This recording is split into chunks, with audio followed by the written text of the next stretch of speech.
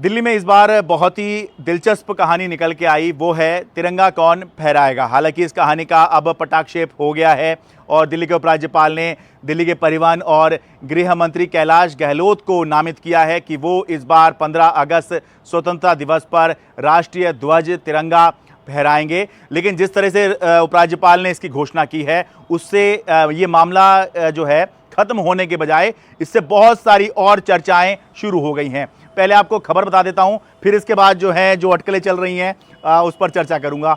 बात ये हुई कि आपको पता ही है कि 15 अगस्त स्वतंत्रता दिवस पर देश में जो प्रधानमंत्री हैं वो लाल किले पर और जो बाकी जो मुख्यमंत्री हैं वो अपने यहाँ एक सरकारी कार्यक्रम करते हैं और उसमें हर राज्य का मुख्यमंत्री ध्वजारोहण करता है, राष्ट्रीय ध्वज फहराता है। अब क्योंकि इस साल दिल्ली के अंदर ये होता है कि दिल्ली का छत्रसाल स्टेडियम है, हर साल दिल्ली के मुख्यमंत्री वहां पर एक सरकारी कार्यक्रम में राष्ट्रीय ध्वज फहराते हैं। लेकिन इस बार दिल्ली में कहानी अलग है क्योंकि दिल्ली के मौजूदा मुख्यमंत्री अरविंद केजरीवाल इस समय तिहाड़ जेल में हैं। तो दिल्ली में तिरंगा राष्ट्रीय ध्वज कौन फहराएगा? इसके लिए अरविंद केजरीवाल ने चिट्ठी लिखी कि मैं अपनी तरफ से आतिशी को नॉमिनेट कर रहा हूं, लेकिन दिल्ली की तिहाड़ जेल ने यह चिट्ठी रोक ली और यह कहा कि नियम ये कहते हैं कि जो कैदी होता है वो केवल निजी मामलों में ही चिट्ठी लिख सकता है, इसलिए मैं ये चिट्ठी रोक रहा हूं। तिहाड़ जेल ने चिट्ठी रोक ली। इसके बाद में 12 अगस्त को दिल्ली के मंत्री हैं गोपाल राय, जीएडी मिनिस्टर हैं, सामान्य प्रशासन विभाग, जनरल एडमिनिस्ट्रेशन डिपार्टमेंट, उसके मंत्री हैं। उन्होंने एक चिट्ठी लिखी अपने ही डिपार्टमेंट को कि मैं मुख्यमंत्री अरविंद केजरीवाल से मिलकर आया हूं और उन्होंने ये इच्छा जाहिर की है कि इस बार दिल्ली में ध्वजारोहण 15 अगस्त के मौके पर जो दिल्ली की शिक्षा मंत्री हैं आतिशी करें, तो इसके लिए आप लोग तैयारियां कीजिए। डिपार्टमेंट ने जो है चिट्ठी लिख के इसे लागू करने से साफ इनकार कर दिया और ये कहा कि जेल का नियम ये कहता है कि चिट्ठी जो है वो निजी मामलों में ही लिखी जा सकती है, इसीलिए वो जो कम्युनिकेशन है मुख्यमंत्री का वो वैध नहीं माना जा सकता, इसीलिए जो है ये बात नहीं मानी जा सकती है। रही बात इसकी कि कौन झंडा फहराएगा, तो हमने मुख्यमंत्री के यहाँ संपर्क किया था, वहाँ से बताया गया कि वो उपलब्ध नहीं है और वो जुडिशियल कस्टडी में है। तो मामला हायर अथॉरिटीज़ के संज्ञान में लाया गया है, इस पे फैसले का इंतज़ार है। उसके बाद दिल्ली के उपराज्यपाल की तरफ से बताया गया, चिट्ठी भेजी गई जो बताया गया कि उन्होंने इस बारे में कंसल्ट किया था केंद्रीय गृह मंत्रालय से। केंद्रीय गृह मंत्रालय ने कहा कि उपराज्यपाल किसी भी मंत्री को दिल्ली सरकार में से किसी भी मंत्री को नामित कर सकते हैं, तो उन्होंने कैलाश गहलोत को नामित कर दिया। ये तो हुई खबर। इसके बाद आम आदमी पार्टी ने भी इसका स्वागत कर दिया और ये कहा कि हम इसका स्वागत करते हैं और ये एक तरह से जो नियुक्त प्रतिनिधि हैं उनके ऊपर जो निर्वाचित प्रतिनिधि हैं उनको जो है आगे बढ़ाता है, क्योंकि निर्वाचित प्रतिनिधि जो होते हैं वो विल ऑफ द पीपल, जनादेश को जो है का प्रतिनिधित्व करते हैं। अब इससे क्या हुआ, चर्चा ये शुरू हो गई कि कैलाश गहलोत का नाम कहाँ से आ गया, क्योंकि अगर केजरीवाल सरकार आतिशी को चाह रही है कि वो तिरंगा फहराएं, ध्वज लहराएं, तो फिर कैलाश गहलोत का नाम कहाँ से आ गया।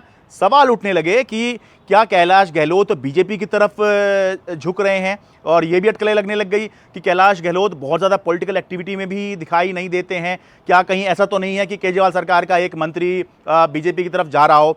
हालांकि ये अटकलें हैं। ये भी बताना ज़रूरी है कि कैलाश गहलोत शुरू से ही बहुत ज़्यादा पॉलिटिकल एक्टिविटी में सम्मिलित होते हुए नहीं दिखाई देते हैं। परिवहन मंत्री हैं लेकिन बहुत ज़्यादा पॉलिटिकल एक्टिविटी में शामिल नहीं होते हैं। होने को कुछ भी हो सकता है, लेकिन जो अनुभव है वो बता रहा हूँ, तो उसमें शामिल नहीं होते हैं। तो ये भी एक बात जानने वाली है। दूसरा, फिर ये चर्चा भी शुरू हुई कि कहीं ऐसा तो नहीं है कि आम आदमी पार्टी में के खेमे में फूट डालने के लिए जानबूझ के एक अलग नाम जो है उपराज्यपाल की तरफ से आगे बढ़ाया गया, ताकि आम आदमी पार्टी वाले ये सोचने लगे कि कहीं हमारा बंदा तो बीजेपी की तरफ नहीं जा रहा है या उसका झुकाव तो नहीं है उपराज्यपाल की तरफ, क्या उसकी उपराज्यपाल से अच्छी बातचीत है, जबकि बाकी सबसे तो खूब जो है लड़ाई हो रही है बाकी मंत्रियों से उपराज्यपाल की।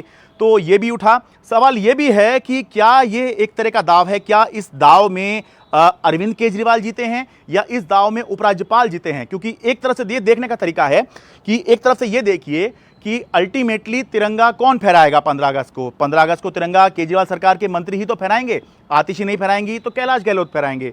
और लेकिन अगर दूसरे तरीके से आप देखें तो आपको लगेगा कि नहीं, अल्टीमेटली जो मुख्यमंत्री ने जो नाम आगे बढ़ाया था आतिशी का, उसको जो है तवज्जो नहीं मिली और उपराज्यपाल ने दूसरा नाम जो है आगे बढ़ा दिया। तो आखिर ये क्यों बढ़ाया गया है, तो ये देखने का तरीका हो सकता है, क्योंकि इसके अलावा तो और कोई अभी फिलहाल उपलब्ध नहीं है। अटकलें लग सकती हैं कि हाँ ये शख्स वहाँ भी नहीं गया, या ऐसे नहीं था, या उसके करीब देखा गया था। ये सब फिलहाल अटकलें हैं।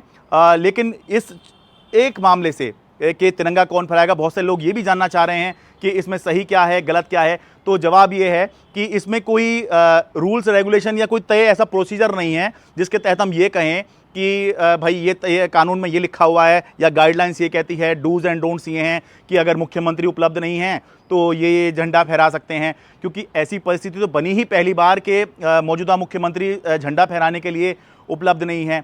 तो ये सब सारी जो हैं इस एक खबर के इर्द गिर्द जो हैं अटकलें लगनी शुरू हुई हैं।